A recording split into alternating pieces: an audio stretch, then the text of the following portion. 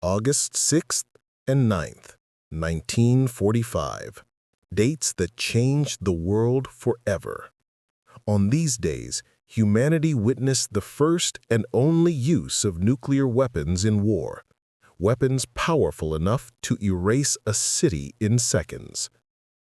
This film tells the story of two cities, Hiroshima and Nagasaki, a story of destruction, survival, rebirth, and the lessons the world carries to this day. We will trace the path from the birth of the atomic bomb inside secret American laboratories to the decades-long consequences felt by the survivors. This is a story the world must never forget. It all began years before August 1945. In 1938, German physicists Otto Hahn and Fritz Strassmann discovered nuclear fission. This discovery shook the scientific world. It meant that unimaginable energy lay hidden inside the atom. Scientists understood that this energy, if controlled, could create a weapon of extraordinary power. In 1939, Albert Einstein wrote a letter to President Roosevelt warning him that Nazi Germany might be the first to develop such a weapon. Thus began the Manhattan Project, the largest scientific and military program in history. The project involved more than 130,000 people. Secret laboratories in Los Alamos, Oak Ridge, and Hanford worked day and night. Leading the project was Robert Oppenheimer, the man who later became known as the father of the atomic bomb. Scientists developed two types of bombs, uranium-based and plutonium-based. On July 16, 1945, in the Trinity Desert site, the world witnessed the first nuclear explosion. A blinding flash, a rising fireball. Humanity had entered the atomic age. By the summer of 1945, Japan was exhausted. Its navy was nearly destroyed, its factories bombed, its cities in ruins. Yet the government continued to mobilize the population. Even children were trained for combat. Bamboo spears, street defense drills, schoolyard preparations. Japan was preparing for a final homeland battle. American commanders understood that a land invasion of Japan could cost hundreds of thousands of lives. This became one of the key factors in the decision to use the new weapon. Hiroshima in 1945 was a vibrant city of about 300,000 people. It had remained largely untouched by previous bombings. The city was intentionally preserved as a clean target to measure the destructive power of the new weapon. The morning of August 6th began peacefully.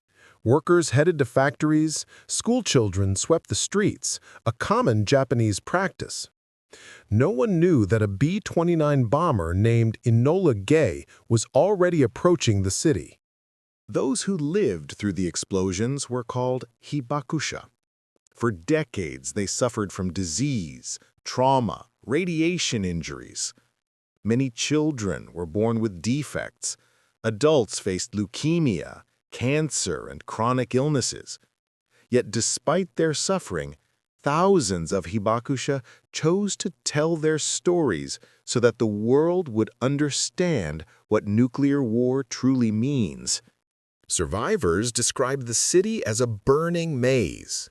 Burned, injured people walked in silence, many with arms raised so the skin on their hands wouldn't peel off. Bridges collapsed. People fled to the rivers for relief from the heat, but even the water was warm. No one understood the cause of the strange symptoms: fatigue, bleeding, hair loss. It was radiation sickness, an invisible killer the world barely understood. On August 9, 1945, the primary target was the city of Kokura, but heavy cloud cover forced the pilots to divert to the secondary target, Nagasaki. At 11:02 a.m., the plutonium bomb Fat Man detonated above the industrial valley.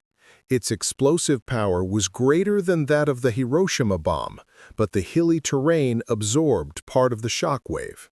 Still, the destruction was catastrophic. Thousands died instantly. Factories, homes, and university buildings were obliterated. After 2 atomic explosions and the Soviet Union's entry into the war against Japan, the Japanese leadership realized that further resistance meant national annihilation. On August 15, 1945, Emperor Hirohito addressed the nation for the first time in history. He said, "The enemy has begun to employ a new and most cruel bomb. Its power to do damage is indeed incalculable." World War II had come to an end.